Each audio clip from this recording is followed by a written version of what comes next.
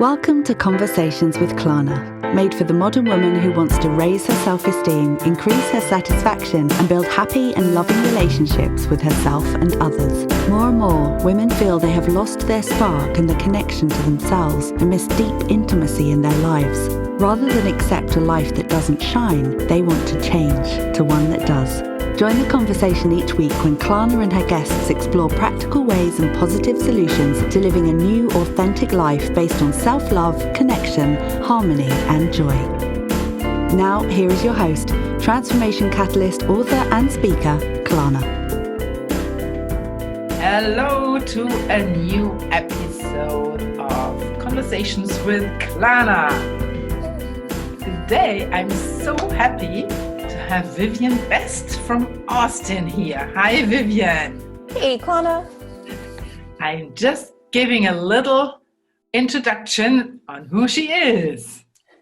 Vivian builds thoughtful communities to bring greater awareness and hope for growth, change, and possibility. She supports women to create connections, share resources, and take initiative in their lives by helping them to bring their voices to what truly matters through WomanSpeak and a game called Sparked. She's also a Feldenkrais Practitioner, teaching self-aware self-care, which allows her to bring her clients more ease and pleasure in movement. Welcome again, Vivian. Yay! So nice to be here. Thanks for the invitation.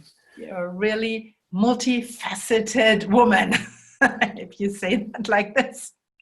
Yeah. Well, I think it takes a lot to create a life, right? There's so much richness in experiencing, and it's nice to be able to honor each of these things that really makes me who I am. Mm-hmm. Do you want to add who you are? So I guess one of the things that we had discussed talking about today was survival strategies of an extrovert in lockdown. So for me, as someone who really likes to be out and about, and I like to be out teaching classes and leading workshops and facilitating game events, this has been a transition, having to transition to, only doing these events over Zoom and being confined to a house with my 5-year-old and really only having a chance to interact with our neighbors that, kind of walk by and are out in the yard. And so I just think that one of the beautiful things about this time is it's really given us all a chance to reflect on, what's really important. Like, what are the things that we really need so that we can ride the Corona coaster, right?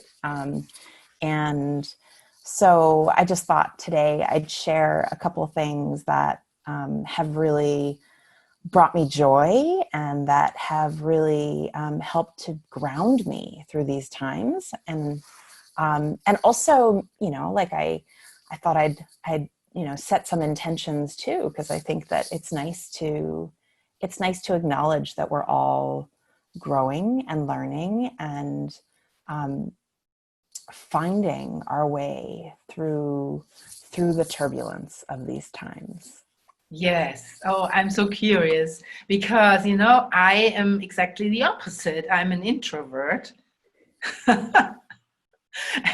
For me, this time wasn't bad at all. Actually, I loved it, but I can imagine how hard that is for a person who loves to go outside and meet people and talk to them and hug them. Okay, the hugging I'm missing too, but everything else, it must be a complete different situation. And then your little daughter is an extrovert too, as you told me. So that's a double challenge. I think mostly it's hard for my introvert husband because I want his attention and she wants his attention and we always want his attention. Oh, poor guy. So he's busy trying to get some work done and I'm like, well, and she's like, Daddy, and he's like, ah. But it's great that he's an introvert. If he would also be an extrovert, what would happen there? It would be a pressure cooker, I think, in your house. For sure. And for us, that pressure cooker, I mean, just released a little bit. We actually decided to send my daughter to summer camp this week. And, there were multiple cancellations of summer camps that we signed her up for. And I was starting to think, if I sign her up, the camp will close, but we were able to find a spot for her. And so it's, oh my gosh, it's so amazing to see how much joy she has when she's spending time with her peers. And I mean, even down to like for the past maybe couple months, like in the morning, she'll watch, she watches videos in the morning. And this morning she like turned off the videos and just wanted to come in and like be tickled and play in bed together. And I just thought, wow, like for the past month, she just wanted the hour of video time, right? And just has been so absorbed. And now she's like feeling happy and social again and wants that interaction in a different way. And I had mentioned before too that for my husband and I, that extra hour of video time in the morning has been amazing for our relationship. I never feel like I get to spend enough time with my husband, like it's like competing with my daughter for attention, competing with work for attention. And, over the course of our everyday lives, we're just busy with our own activities. And during COVID, like lockdown, my daughter watching an extra hour of video in the morning means we can lock our bedroom door and have an extra hour together of just being with each other and talking and connecting. And I think it's been amazing. Vivian, while you are saying that, I'm getting goosebumps all over. Because I think this is so important for people who are in a relationship, that couple time, and especially when they have children. And what else I love? That you really do make that time, and your husband is working at home, as you said. So like in a lot of families, everybody is at home. And for some people, that is more like a heavy weight because they are not used to that. And it's fantastic how you navigate that, and people can learn from that. I assume that there are at least two ways how people can handle that. Some relationships will get even closer during these lockdowns, and I suppose yours is one of those. And others will see, that does not work, and I think on the other side the divorce rate is going to jump up. Please go ahead and tell people what they could do. What do you recommend them to create more intimacy, more closeness to each other? I just think it's so important to create routines where we make space for ourselves, right? Like, so as a mom, I know that I need evenings where I am not just mom. Like, I know that I need to schedule time for myself where I am participating in an activity that brings me joy, that may or may not involve my husband, right? Like, I think he's essential for childcare in the evening sometimes, so that I can have a little bit of space to have that social time and that social connection.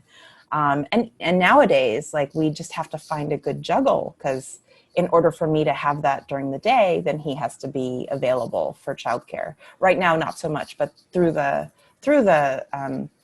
isolating, I feel like creating a good balance with him about, what's a priority for me, right?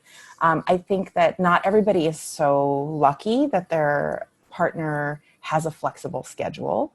And I have been lucky that, my partner is both willing to take on additional childcare responsibilities during the day because we have a child at home all day, and that he's able to, right? Like, we have a very clear shared calendaring system.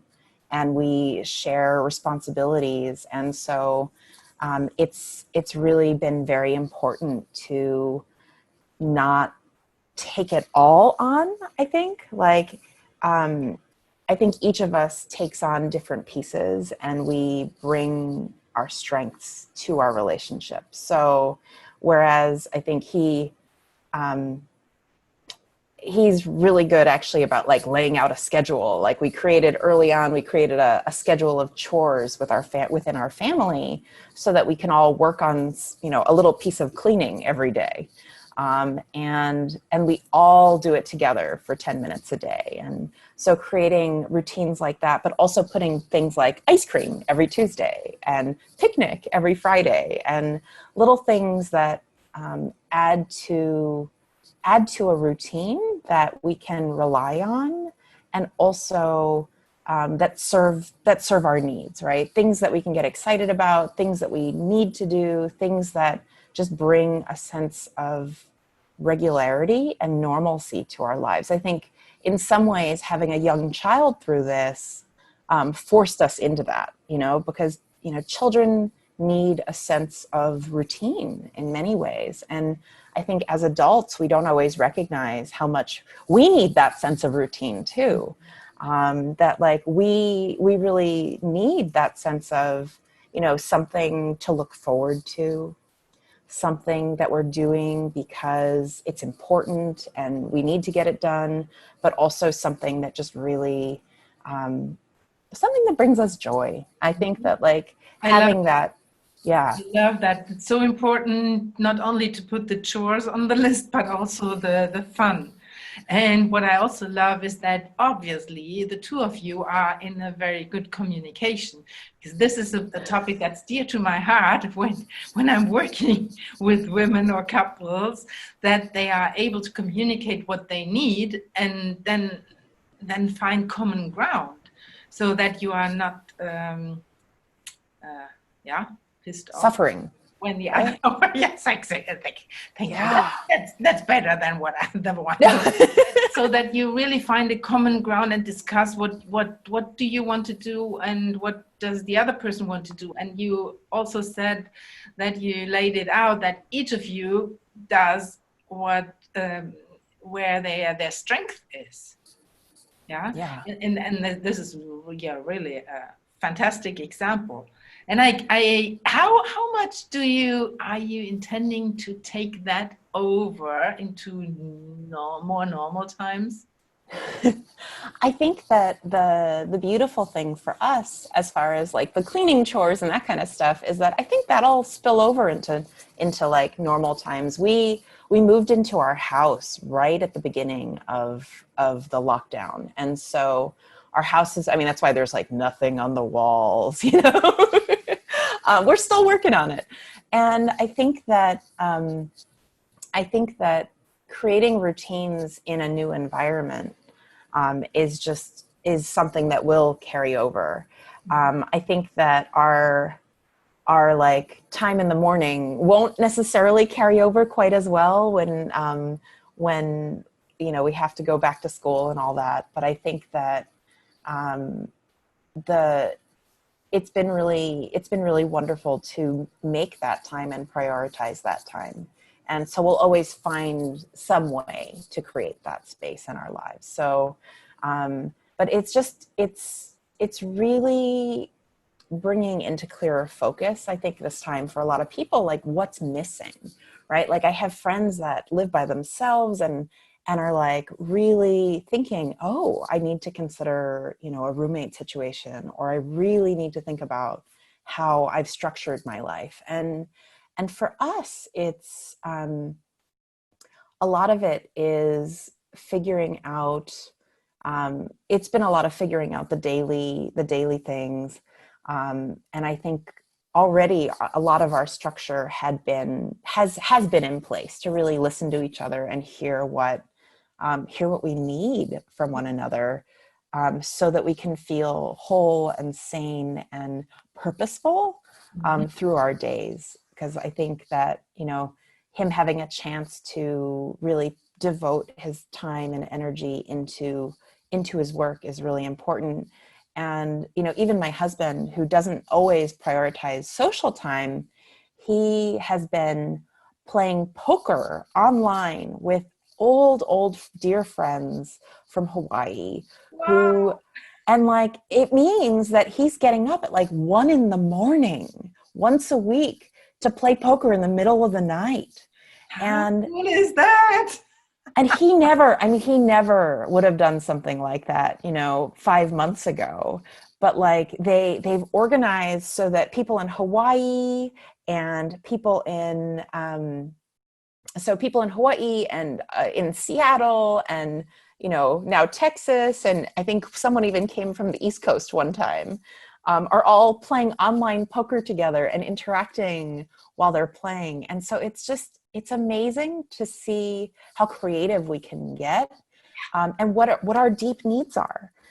Because my husband used to curl, like the broom sport on ice. Yeah. And now just this once a week with his old friends is really beautiful. That's wonderful. And what are you doing for yourself in the time when your husband's looking after your daughter? So many things. So I started hosting a book club. I started hosting my Sparked games online. I gather women and sometimes men. I found that at the beginning of this, I really wanted to open it up to some men as well. I have a good friend who is who's a doctor, and just I felt like people really needed something that would lift their spirits. And so I started hosting Sparked games, which are games where we ask questions and people just sit in a nice listening space for each other, right? And so thinking about what life, might be like in some ways, like aspirations, talking about, something that's challenging that they are working on, talking about where they might want to travel one day, sharing about experiences that really have impacted them, meaningful classes that they've taken. And I think it takes people out of the like immediacy of where we are and everyday life and the tasks, and really gives everybody a chance to think a little bit into the future and reflect a little bit on what they've learned, and also I think to be inspired by one another. It's part of the dance of conversation, I think, is being like, oh wow, I can't believe you've done that. I don't want to do that. I do want to do that, and having, or, oh, I remember doing something that crazy once, Exactly. So this is what I remember when I played it with you, and I loved that game so much that I took it to Germany.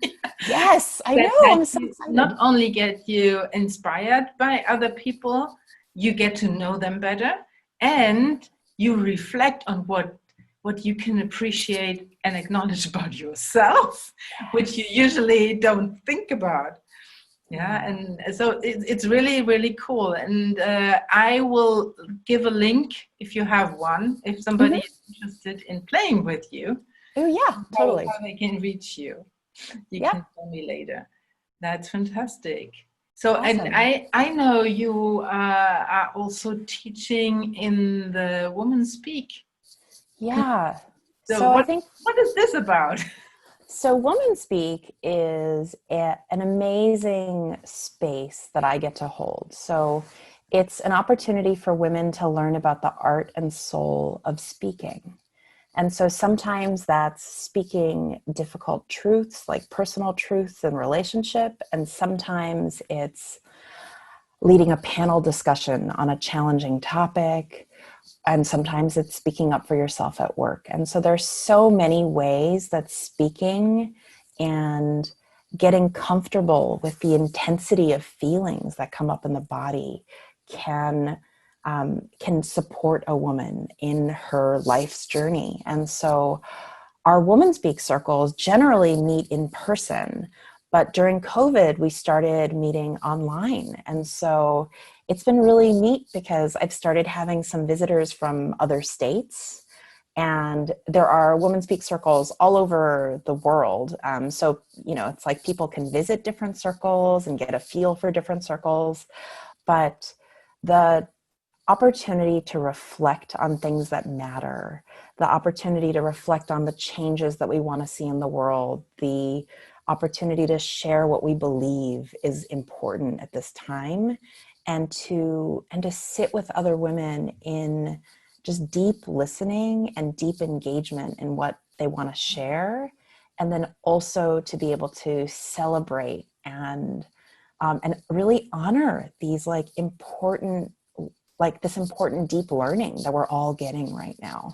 So in my own circle, we've done a lot of reflection on just what are the gifts of these times, right? There are so many gifts, aren't there? Yes. Even though it's so heavy and so dense, but I am focusing on those gifts that we get. So you told us about a lot of positive things in these times, and also working online, we can see what we can do online.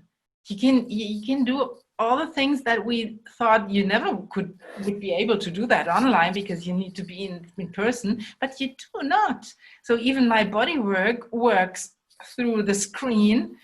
Yeah. Okay, I cannot touch people, but I can tell them how they can experience and touch themselves.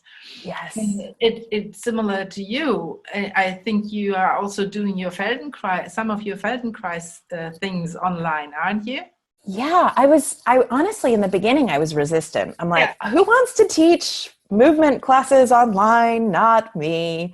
And it's been amazing. I think once I started, it was really wonderful to see who could come to class, right? So it wasn't just people that lived in my geographic community anymore. Mm-hmm. I could reach back out to people in cities that I've lived in, folks in my life from college and beyond, right? And so it's been a real joy to teach classes for, people that were coming in from Hawaii, my mom in New York City, friends in Colorado, and new people who found my class through dancers and who've been, regularly coming and have become dear to me. I mean, I think that I wasn't expecting that you could develop friendship over Zoom with strangers, during all this. You can. I think I love these technologies at the moment, and all those Zoom calls that I'm hopping on to some female entrepreneur meetings, which I couldn't attend now because I cannot travel. So I was in from Austin, so I can meet the people again online that I've met in person when I was there. And even there, I get to know new people, and one or the other persons are now on my podcast show. So I really do love it. It's been amazing. I mean, the technology really allows for connection if you're open to it, right? And I think not just Zoom, but apps like Marco Polo, where you can leave video voicemails for each other, we talked earlier about I play something called Broken Picture Phone. So it's like brokenpicturephone.com, and it's like Pictionary and telephone, where you pass the message along in one over Zoom with friends. I mean, it's kind of like strangers from two different cities. I was invited to come, but it's something that makes me laugh. Like I laugh till I cry almost every time that I play. And I just think learning and being open to new experiences with people that, you may not already know either, right? There's a woman I met there who has been doing improv. She has been doing improv with people from all around the world every day of the week, because the opportunity is now available to have that. And so it's just, I mean, as far as the opportunity to learn and grow and to try new things and meet new people, like it's sort of surprising how much is available from the safety of your home, So, Vivien, you shared so many valuable things for people, what they could do in these times and after these times. Is there anything you want to add before we close? Yeah, at the beginning I mentioned, there's also sort of, it's like, well, what's next, right? So one of the conversations I had with a friend recently was about how this time has brought into sharper focus for her that she doesn't know who her close pod is, right? Like, as we decide, who we can open up our community to, like really taking the time to cultivate relationship, I think is incredibly important. And I think that even for myself, like we're really thinking about, like, who is our pod for this next school year, and just to remind people to not, it's like, it is important to like to build on all these aspects of friendship, right? It's important to like know and expand on who's in this pod that you spend time with, right? Really to value that time. And I also think it's really important to do things that really put us into contact with new and different people, and that really allow for, some new connections to be made, because things are always shifting. And so for me, it's, I love the new, and I love, the random, and also, like the committed activities I think are really important. And so for us, it's like finding, just moving into the balance of like, what's the next level of commitment to the people that I want to have, in my pod and to be close with, in this time. And so just a reminder to work on both. Yeah. Thanks. Yeah. Oh, thank you so much. I loved what you brought into that conversation, especially.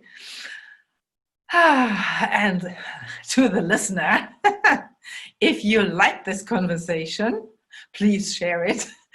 And if you want to listen more to that, just subscribe for this podcast. I will share all the links to the things we talked about. Thanks again, Vivien. Yeah, thank you so much for having me. And thank you for checking in here. And bye-bye. Hopefully until next time. Thank you for listening to Conversations with Klarna. Remember to follow us on social media and get connected. Visit our website, conversationswithklarna.com, for show notes and additional episodes. And if you like this broadcast, please share it with your friends to help us empower more women to live an authentic and happy life and make this world a better place for everyone.